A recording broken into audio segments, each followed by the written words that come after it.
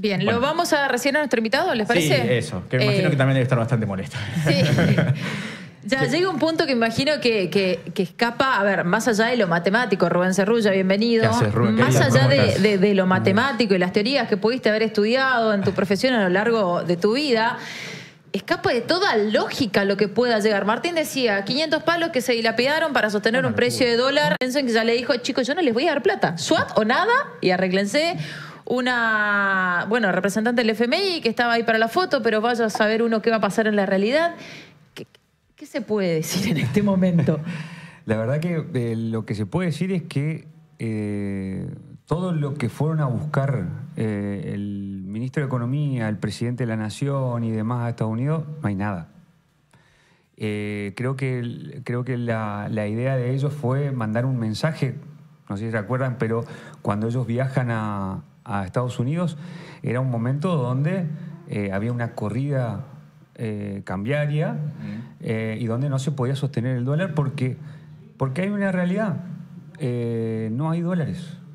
No hay dólares, no se ha, digamos, generado divisas o reservas genuinas.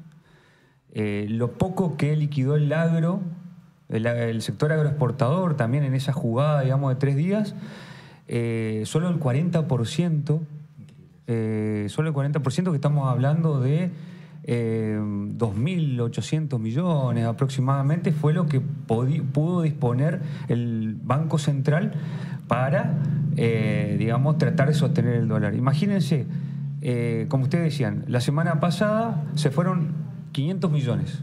Sí. A este ritmo, octubre, noviembre, se van todas las reservas, digamos. Entonces, Reservas. Y Exacto. lo que liquidó el agro, en 3 ruedas más se podrían ir a este ritmo más o menos. Exacto, exactamente. Entonces, no tenés reservas, ya no tenés más liquidación de parte del agro, porque tenés que esperar hasta el año que viene.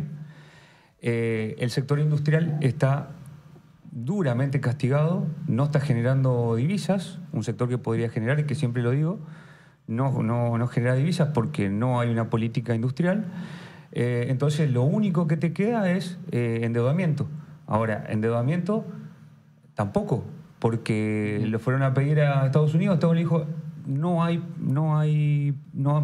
a haber dinero, plata, digamos, sino que va a haber un swap. Y El aparte swap, Estados Unidos además, que está endeudado hasta Exacto. la cabeza bueno, también. y una cosa que no es menor, sin presupuesto. Claro. Porque el presidente Donald Trump no consiguió los votos para poder aprobar el presupuesto. Es decir, si no hay presupuesto, eso pasa al Congreso, o sea, el Congreso entre un acuerdo entre demócratas y republicanos, tienen que llegar a diferentes acuerdos para ver dónde se asignan los recursos. Hoy Estados Unidos está pasando una grave crisis y productores de Estados Unidos estaban criticando que el presidente Donald Trump le estaba dando recursos a Argentina para sostener a un presidente, porque así lo decían, Sí. mientras los productores estaban pasando muy mal. Entonces, creo que también hubo una gran presión por parte de varios sectores para que no se apruebe el presupuesto y para que ese presupuesto pase por el Congreso y de esa manera se puedan asignar de otra forma los recursos. Bueno, hoy Argentina creo que bueno, el presidente, y yendo un poquitito a lo que pasó ayer, está viviendo, hay otra realidad, digamos. Sí. ¿Sí? Mientras estamos pasando una crisis económica muy, muy profunda, muy grave, porque hay que decirlo, muy grave, la gente está muy endeudada y además no está llegando con suerte al 15 de cada mes.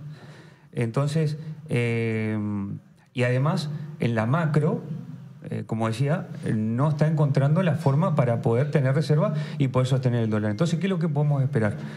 Después del 26 de octubre podemos esperar una devaluación. Lastimosamente, una nueva devaluación. Y si vos tenés salarios congelados, eso es pérdida de poder adquisitivo. Te hago una pregunta. Más y después aún. Sí, segunda. Una pregunta y después entramos a analizar puntualmente lo que es el presupuesto. Porque también hay una fuerte inversión que está haciendo el gobierno nacional como para contener justamente el dólar, que está basado en los dólares futuros, básicamente. Sí. Que con respecto a los dólares futuros hay un precio más o menos establecido que está cerca de los 1.900 mangos, más o menos.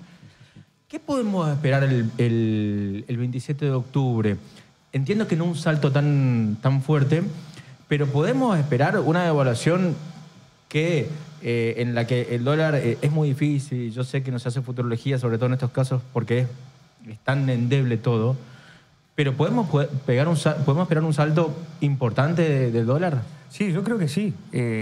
Estuve analizando los dólares futuros porque, para que la gente pueda entender, el dólar futuro es como una proyección a lo que va a pasar entre noviembre y diciembre. Vos tenés datos de dólar futuro hasta el año que viene, o sea, podés tranquilamente poner dólar futuro y te aparecen cuánto puede llegar a estar en marzo.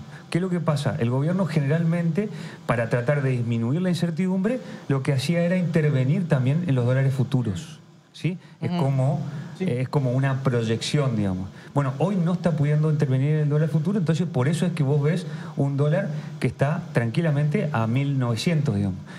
Yo creo que después del 26 de octubre, si bien es muy arriesgado por ahí tirar una cifra, pero tranquilamente puede estar por encima de los 1.500, 1.515, como está yendo. Hoy el dólar futuro a diciembre está en aproximadamente más de 1.600, 1.630, 1.640, por ahí, más o menos. Entonces creo que al no tener vos reservas para poder intervenir ni en los futuros ni tampoco en el mercado financiero actual, creo que tranquilamente podemos estar hablando de arriba de los 1.500. Tranquilamente. Estamos hablando de un 7-10% de devaluación, digamos. Rubén. De piso, ¿no? Exactamente, de piso. Claramente, bueno, y con toda esta suerte de futurología cierta, incierta, porque decías que también se hacen estas intervenciones para tratar de contener el dólar futuro, ¿qué pasa en la provincia? Que por supuesto tiene relación con lo que va a ser nuestro presupuesto, que se ha presentado por parte del gobierno provincial, con una, también, reitero, futurología, con un superávit que deberíamos tener. ¿Qué se puede analizar de este presupuesto? ¿Qué va a pasar? Y si estuvo contemplado en la confección del mismo la posibilidad de un aumento al sector público, que también está pedido hace mucho tiempo. Mira, primero que el presupuesto se arma, o sea, el presupuesto provincial se arma con tomando referencia el presupuesto nacional. ¿Sí? La mayoría de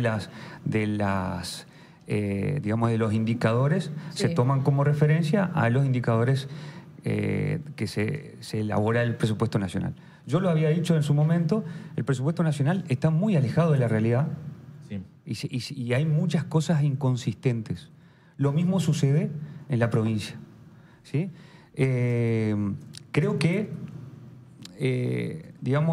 lo que podemos esperar del presupuesto provincial es básicamente va a sonar muy fuerte, pero es una supervivencia económica. ¿Sí? ¿Para quién la supervivencia? Supervivencia económica para todos los sectores involucrados en el presupuesto, que estamos hablando de todos los organismos. Estamos hablando desde el Ejecutivo hasta el asalariado más humilde. Exacto, exactamente. ¿Y por qué digo esto? Primero que la provincia, y lo plantea el presupuesto, habla de equilibrio fiscal. El tema es, ese equilibrio fiscal se sostiene a costa de menor inversión y mayor dependencia del endeudamiento y de recursos nacionales. Claro. Fíjense, para ir un poquitito más, adentrarnos en el presupuesto, algo que me pareció realmente preocupante, el superávit provincial que habla el secretario de Economía y demás, pasa a representar de un 0,14% del total de gasto que había en 2025 a un 0,003%. Estamos hablando de superávit. El superávit en 2025. El superávit en 2025 parece un chiste, ¿no? El superávit en 2025 fue de 4.745 millones. Esto es lo que estaba presupuestado. Sí, que tampoco, que ya es una mentira. Ya estamos viendo que es una mentira. Exacto. Bueno, para este año se calcula en 156 millones. O sea, vos sabés que yo estoy creyendo, estoy creyendo que te lo venden en cifra porque parece, wow, exacto. Qué cifra importante. Y después vas al presupuesto y termina siendo... ínfimo. Nada. Ínfimo. Pero además de esto, el financiamiento vía deuda crece un 400% interanual. O sea, estamos pasando de un endeudamiento que estaba presupuestado en 2025 de 14.000 millones a 77.000. Pero aparte ¿Cómo? un endeudamiento que tiene que pasar por la Cámara de Diputados también. Sí, o sea, exacto. es futurología con la futurología misma.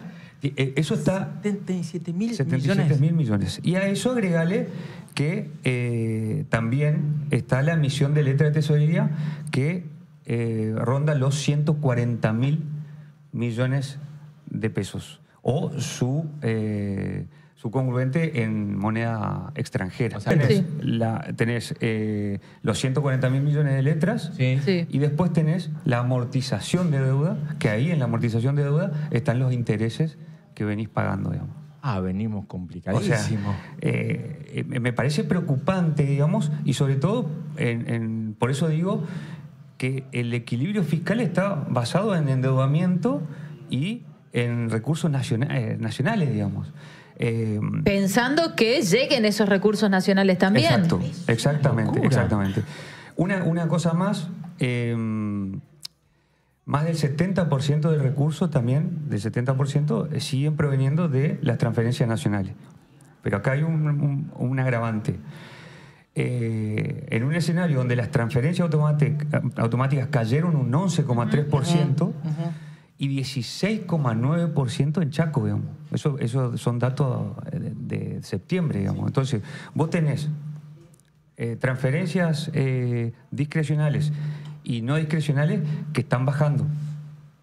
Y tenés un mega endeudamiento que además, el mega endeudamiento hay que salir a buscarlo, ¿eh? Sí. O sea, vos podés decir, bueno, el endeudamiento en el presupuesto es 77.000 millones. Pero el tema es que eso tiene un proceso. Vos tenés que salir a buscar a organismos internacionales o acreedores internos o externos que te compren ese bono o esa letra. El tema es que en un marco donde no hay, digamos, seguridad, garantía, bueno, la garantía la pone la coparticipación.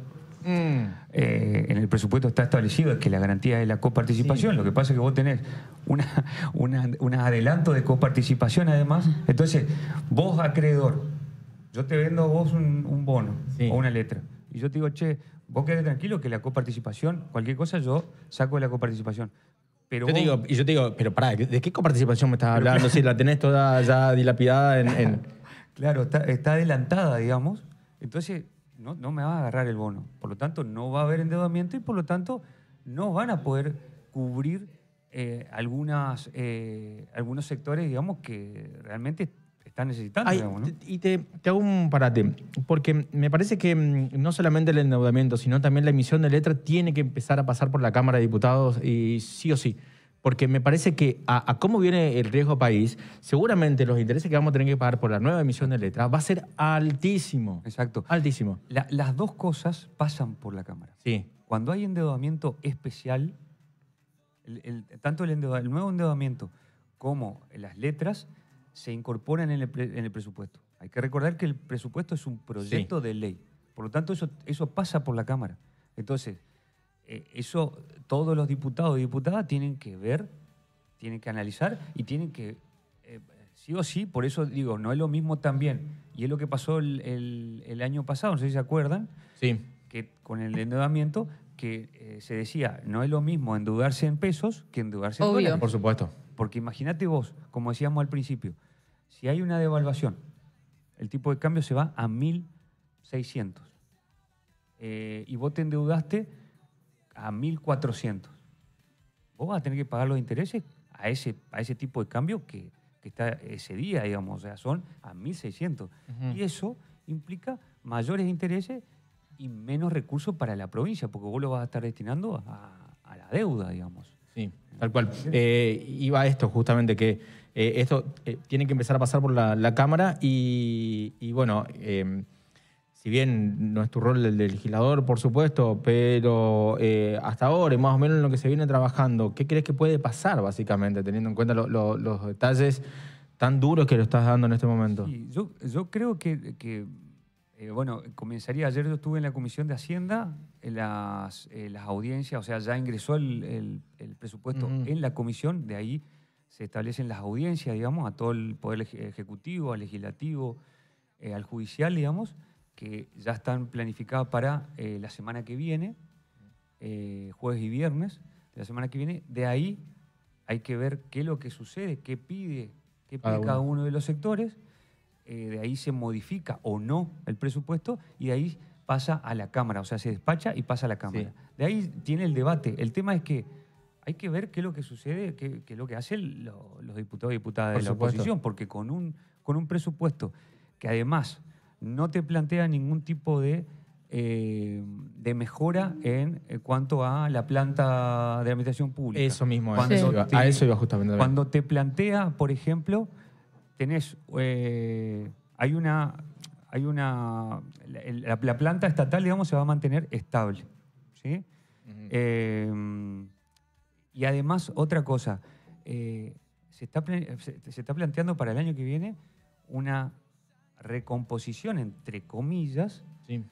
de el 10%. Esa El sería... 10% que sería el aumento no, porque no es un aumento, No. de los salarios. Imagínate vos este año, sin contar la devaluación, Sí. sin contar las corridas que tuvimos, vos perdiste un 20%. Entonces vos ya de entrada tenés un 10% para este año. Si sucede esta devaluación después de octubre, vamos a estar hablando de un 30%. Sí. Sí. Entonces, un 10% No. No hace nada. ¿Es un puchito o es...? Igual quedas para atrás. Es una migaja, digamos. Completamente. Rubén, y Eso. con todo esto que también hablábamos al principio de esta casi segura, no por ser fatalista, pero casi segura de evaluación que tengamos después de las elecciones de octubre, porque en lo personal considero que no importa quién gane, quién pierda, vamos a tener Sin duda. esa realidad en la República Argentina. ¿Cómo afecta esto también a nuestro presupuesto? Sí, exactamente. El primero afecta en caso de endeudamiento. Claro. Cualquier tipo de endeudamiento, y más si es en moneda extranjera, vamos a pagar más. Pero si es en pesos, ahí pueden llegar a licuar un poco de los recursos. Por eso hay que ver qué es lo que hace y en qué moneda toma. Generalmente no te están tomando están tomando deuda en pesos. Me quedo, y vuelvo a lo anterior, perdón, Rubén, vuelvo a lo anterior. Aclarar nuevamente que de haber recomposición, porque me imagino que más allá de que está estipulado en el presupuesto, yo calculo que los vaivenes económicos pueden llegar sin lugar a dudas, a marcar que ese 10 no sea un 10 y sea mucho menos. No creo que más, estoy casi seguro que más no va a ser, seguramente puede llegar a ser mucho menos. Pero también me quiero quedar en algo. No va a haber incorporación de, por ejemplo, contratados o becados o el personal, los residentes, por ejemplo. Sí. O sea, nada de eso va a haber.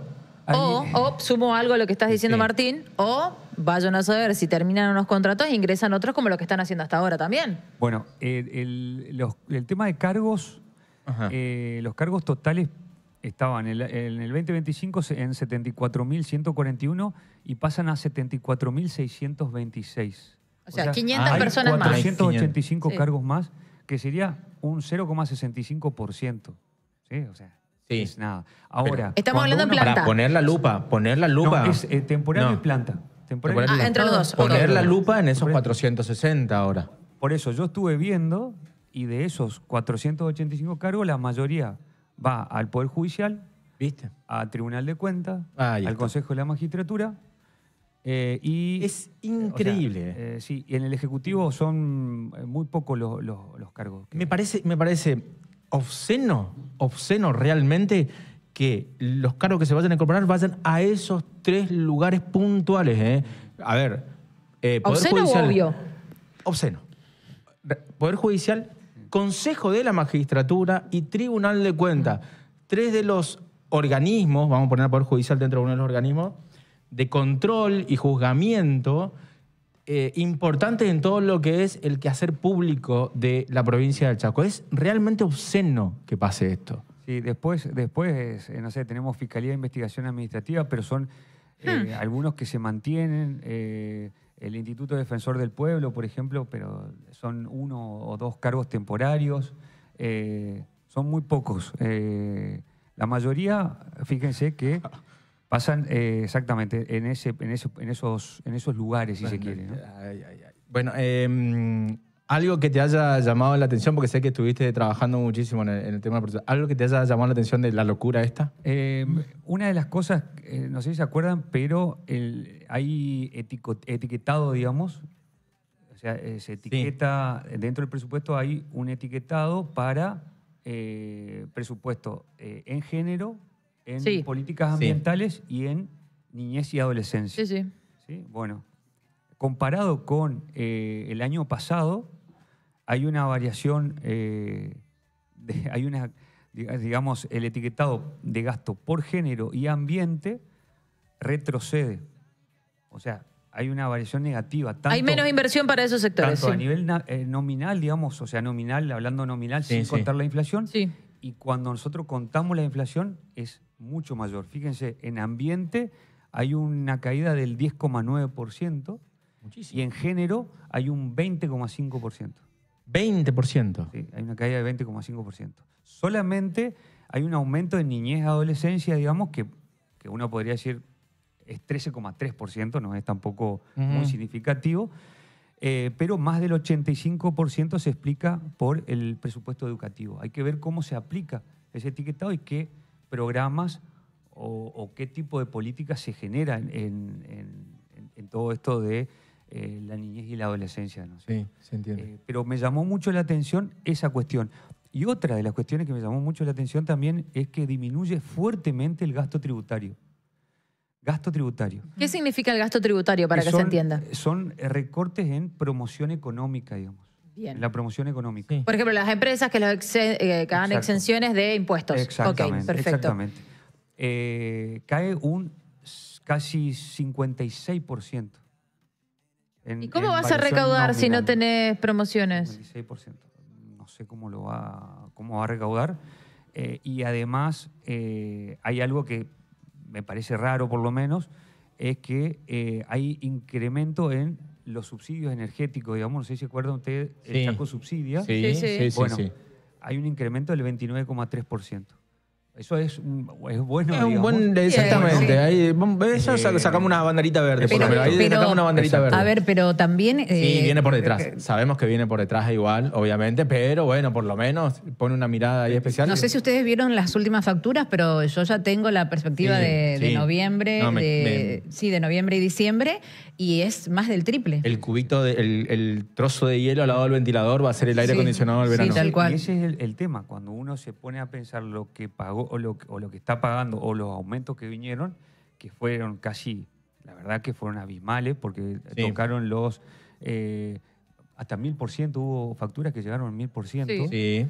Entonces, está bueno que lo tomen en cuenta, pero podría mejorarse, digamos, ¿no? Sí. Y bueno, todo esto se puede debatir y se puede modificar en la Cámara, en la comisión primero, Claro. Sí. y después en el debate en el recinto, digamos. Qué bueno, y esto sí ya es un llamado a la reflexión de todos los diputados, especialmente desde el oficialismo, qué bueno sería que abran el juego a que sectores de la salud, sectores de la educación, sectores industriales y empresariales puedan participar de estas reuniones de la comisión y que de primera mano escuchen a estos sectores justamente en todo esto que viene marcando Rubén. Ni hablar, y mucho más con lo que decís, es que a todos los colectivos del mundo del LGTB y más también puedan participar, porque si hay una reducción en estas políticas de género también puedan ser escuchados. Ambiente también. Ambiente, ni hablar. Exactamente. Bueno, por eso. Pero si se la pasaron vaciando la parte de dirección de bosques, hablando de ambiente. Sí, bueno, también la dirección de bosques tiene una pata fundamental en cuanto a lo que es el cuidado del medio ambiente. Rubén, querido, mirá, yo no sé si agradecerte o agarrar y salir juntos llorando acá.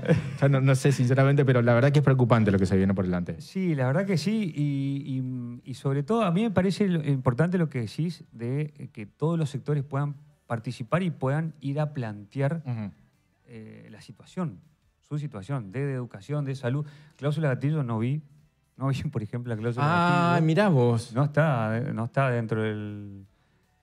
está dentro de ese 10%. Ese 10% de niñez y adolescencia. No, 10% de aumento a los empleados públicos. No. De pensión pública, que digamos, no hay cláusula gatillo. No es cláusula claro. gatillo eso. No, por supuesto. Es recomposición salarial o el concepto que quieras ponerle. Exactamente. Entonces, creo que también es importante que se exprese todos los sectores para que también planteen la situación y para que también planteen la falta de presupuesto, digamos. Sí, yo con lo que considero y creo y hemos visto aquí es que los sectores se expresan. El punto es que le den el espacio dentro de la Cámara de Diputados, porque recordemos cuando fue esta última reunión que hacía lugar al reclamo docente, ni siquiera los dejaron llegar al recinto legislativo. Sí, es verdad. Creo que hay que seguir con esa... Sí, por supuesto. De esa forma, porque creo que es la única forma que todos los sectores pueden hacerse oír, ¿no?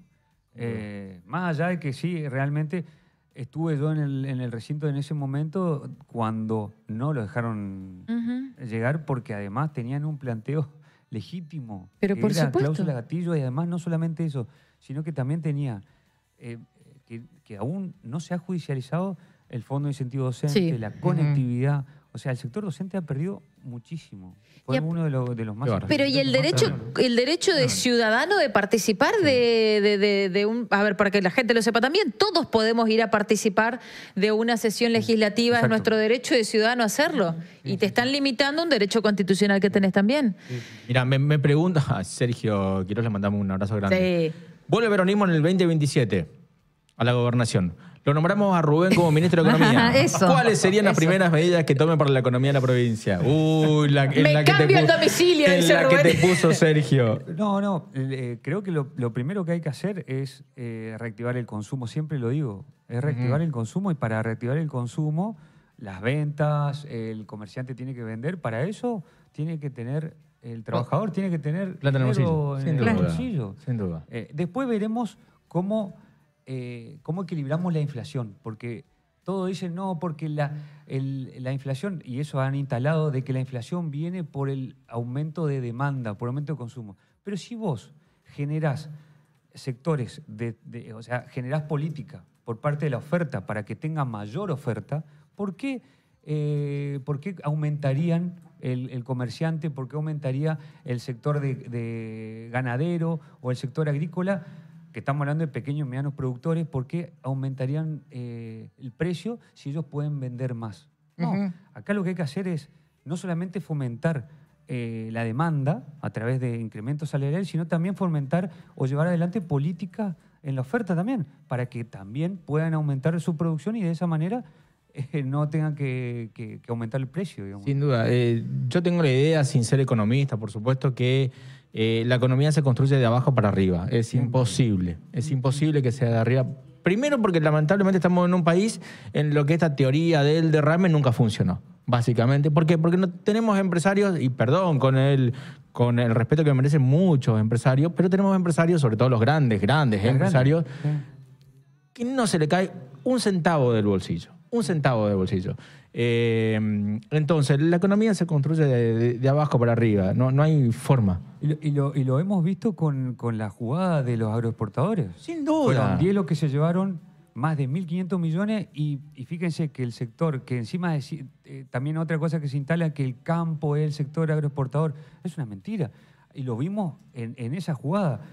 Todos los productores que fueron los que realmente costean, y tienen que elaborar todos los días para después venderle a estos sectores agroexportadores, salieron a quejarse. Creo que también ahí creo que hay un sector mayoritario que también necesita de políticas públicas. Y hay que sentarse y hay que charlarlo. Sí. Pero no darle todo al sector agroexportador. Creo que lo que se está haciendo es eso, digamos. En estos momentos se está dando todo al sector agroexportador por la dependencia del dólar, pero tampoco le dan lo que realmente quieren, digamos, ¿no? Entonces, completamente. Vos sabés que comparto plenamente y te agradezco un montón, te agradecemos un montón tu visita y sobre todo empezar a desburrarnos un poco con lo que se viene por delante en el presupuesto 2026 de la provincia. Pero el campo, el productor, no es lo mismo que el agroexportador. Exacto. Sin duda. Al agroexportador hay que pedirle todo. al campesino, al hombre de campo, escucharlo. Hay una gran diferencia entre una cosa y otra. Es lo mismo que yo me ponga a pelear con el comerciante de la esquina y no le peleé a Coto, por ejemplo. Exacto. Vamos, gente. Hay que ser... Exactamente. Hay que ir por ese lado. Rubén, mil gracias por tu visita. No, por favor, muchas gracias a ustedes. Y Gracias. después te llevo un alical, ahí uno va a estar a las sesiones de la cámara para que vayas soportando esto. ¿Querés? Eso. Un tranquilán. Algo así. Algo así. Gracias, Ahora, Rubén. gracias, Mil Rubén. Gracias.